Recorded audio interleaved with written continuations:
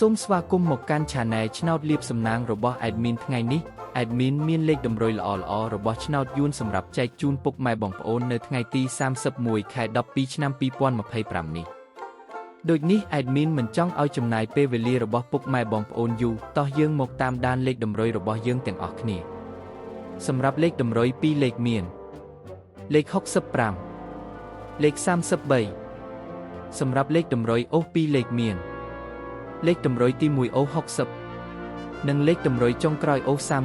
30សម្រាប់លេខតម្រុយ3លេខមាន303គុណនិង550គុណ